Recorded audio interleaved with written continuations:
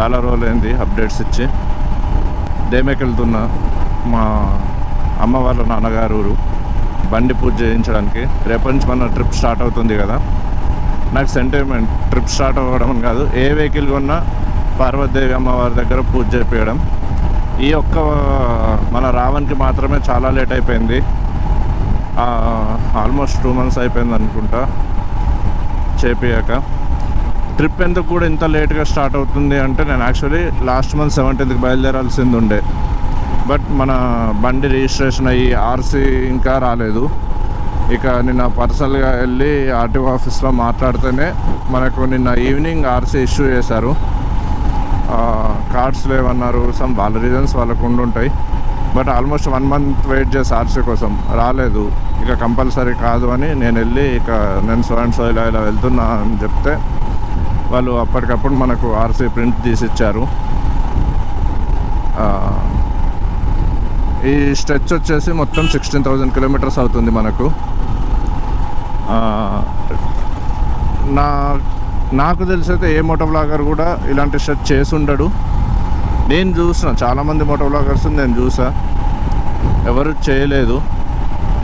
వేరే కేటగిరీ వాళ్ళు అయితే చేశారు, బట్ ఇలాంటి కంప్లీట్ ఒక ఫుల్ స్ట్రెచ్ కాదు. వాళ్ళకి అందుబాటులో ఉన్నాయి, వాళ్ళకి దగ్గరలో ఉన్నవి మాత్రమే చేశారు. నాకు తెలిసి the first Telugu motovlogger, and any kind of మోటోవ్లాగింగ్లో కూడా నేనే ఫస్ట్ నేను అనుకుంటున్నాను. ఎందుకంటే హిందీలో కొంతమంది చూశాను, ఇంకా మిగతా స్టేట్స్ అవన్నీ కవర్ చేయలేము కాబట్టి అది అందుకైతే నేనే ఫస్ట్ నేను అనుకుంటున్నా. ఇక మనం పెడితే కామెంట్స్లో తెలుస్తుంది కదా, నువ్వు ఫస్ట్ కాదు అది ఇది అని. సో అప్పుడు మనకు ఒక క్లారిటీ వస్తుంది. నాకేం గర్వం లేదు, నేనే ఫస్ట్ చేస్తున్నా అని. మోరోవర్ అందరూ ఏదో అనుకుంటారేమో, యూట్యూబ్ వాళ్ళు అంత రెమ్యునేషన్, ఇంకా నా ఛానల్ కూడా మానిటైజేషన్ కాలేదు. సో నాకు అంత రెమ్యునేషన్ అది వస్తుంది అన్న ఇది నాకు లేదు.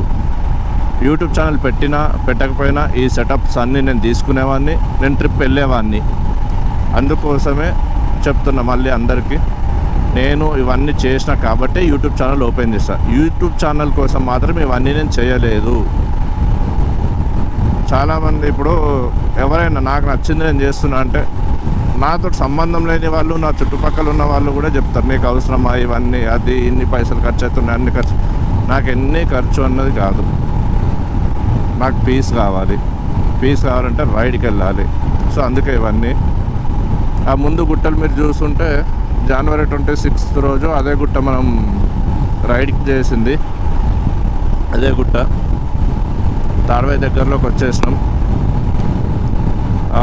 ఇంకా ఈ మధ్యలో ఎందుకు రాలేదు మన వీడియోస్ అనుకుంటే, చాలా పర్చేస్ చేశా డెకాథ్లాన్లో కానీ బయట కానీ.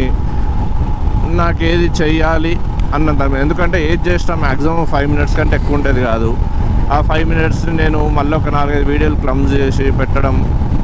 అది రేపటి నుంచి అయితే మన రైడ్ స్టార్ట్ అవుతుంది కంప్లీట్గా. వీడియోస్ రేపటి నుంచి రెగ్యులర్గా ఉంటాయా అంటే తెలీదు. మ్యాక్సిమం అయితే ఎప్పటికప్పుడు ఎడిట్ చేయడానికి ట్రై చేస్తా. నాకు ఎడిటింగ్ అస్సలే రాదు, మొన్ననే కొంచెం నేర్చుకున్నా.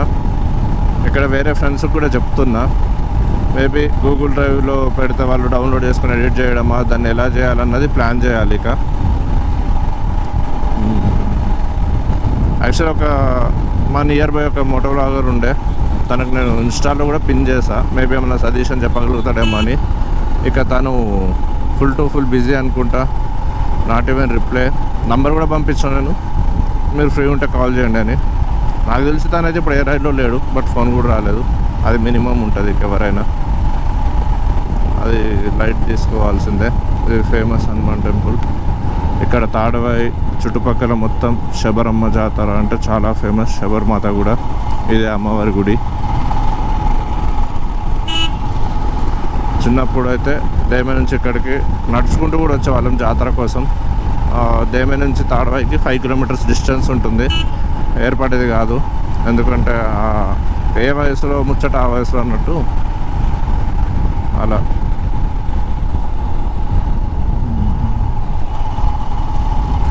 చూడాలి మన రైడ్ ఎంతవరకు సక్సెస్ఫుల్గా కంప్లీట్ చేయగలుగుతాం లేదు అన్నది. యాక్చువల్ నాతోటి ఇంకో ఇద్దరు వస్తానుండే, బట్ వాళ్ళకి కొంచెం వర్క్ బిజీలలో కుదరట్లేదు. మేబీ జాయిన్ అయితే మధ్యలో ఎక్కడ జాయిన్ అవుతారేమో చూడాలా.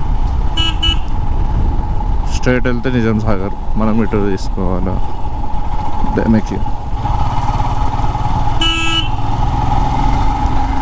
ఇదే ఇంకా రైడ్ అప్డేట్స్ అంటే ఆల్మోస్ట్ అన్నీ అయిపోయినాయి.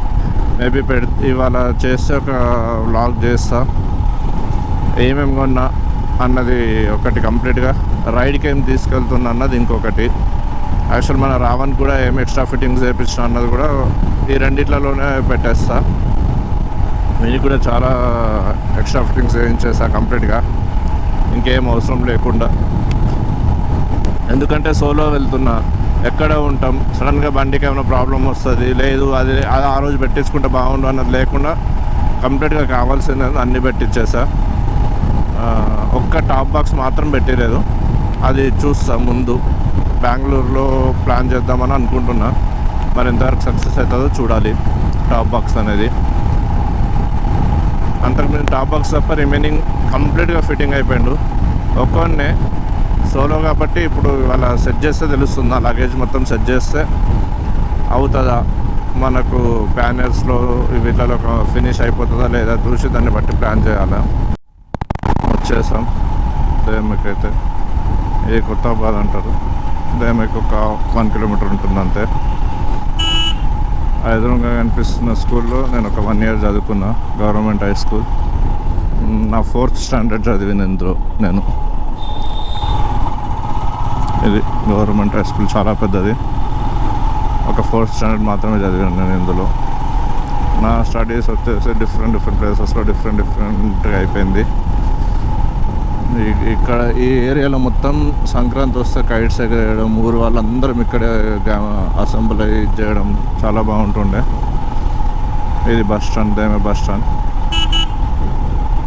హెల్మెట్ ఇవన్నీ పెట్టుకున్నా, మ్యాక్సిమం ఎవరు గుర్తుపట్టకపోవచ్చు. ఈ లెఫ్ట్ సైడ్లో ఉంది మా మామయ్య వాళ్ళ షాప్. ఇటు స్ట్రైట్గా వెళ్తే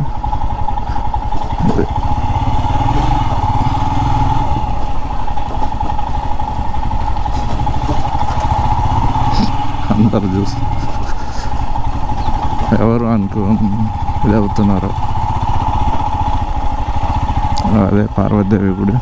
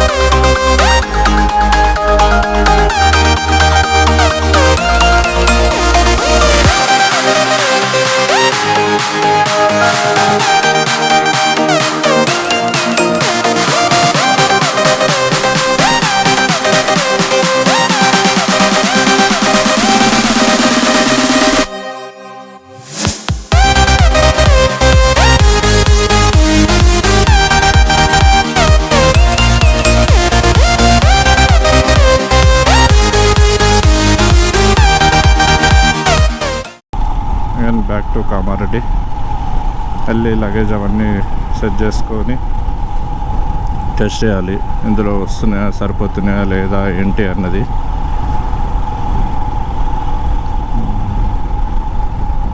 ఇందాక మీరు చూసిన పంతులు మాకు రెగ్యులర్, ఇక మా ఇంటి పంతులు అన్నట్టే. మంచి చెడు ఏదైనా వాళ్ళ మీదకైనా జరుగుతుంది. మాకు అడుగుతాం ఏది ఎలా చేయాలి, ఎప్పుడు చేయాలన్నది. యాక్చువల్లీ టూర్ వెళ్ళడానికి కూడా నేను ఎందుకో వెళ్తాన్నా అన్నీ త్వరగా పర్చేజ్ చేసేసా.